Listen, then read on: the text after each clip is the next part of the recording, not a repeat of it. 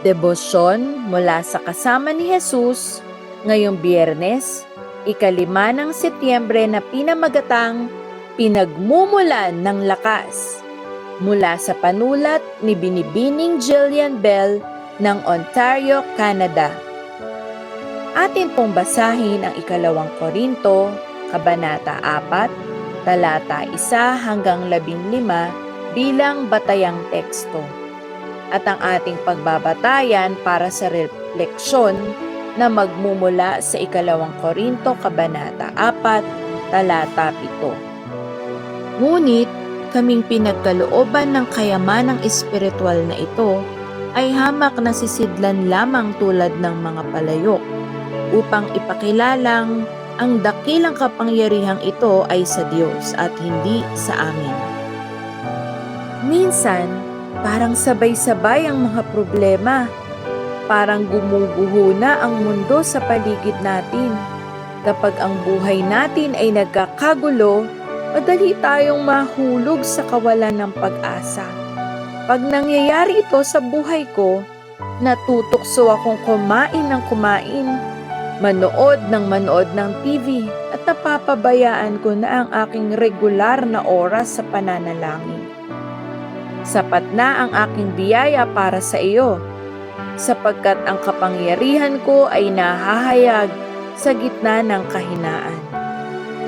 Ngunit, ang banal na kasulatan ay nagsasabing, sa ating kahinaan ay lubos na nahahayag ang kapangyarihan ng Diyos.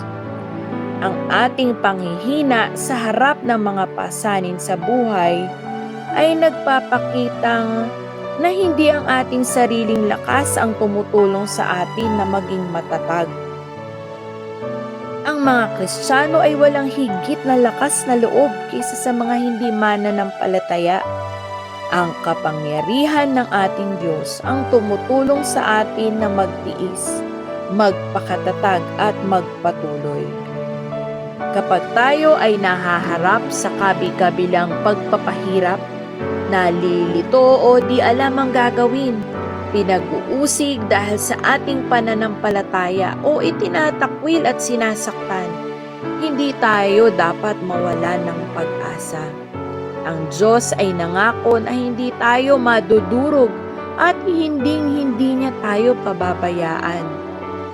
Maaari tayong magpatuloy sa lakas ng Diyos at magpakatatag sa kapangyarihan ng ating mapagmahal na tagapagligtas. Tayo po ay manalangin at isama po natin upang magtiwala sa lakas ng Diyos. O Diyos na makapangyarihan sa lahat, ibinibigay namin sa iyo ang aming mga pasanin sa araw na ito. Dalangin namin na kapag kami ay nahihirapan sa buhay, maaalala namin na ikaw ay mas makapangyarihan kaysa aming mga suliranin. Amen.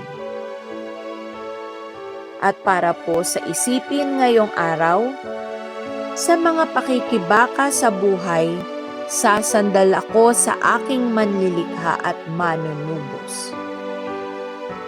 Mapagpalang araw po sa ating lahat.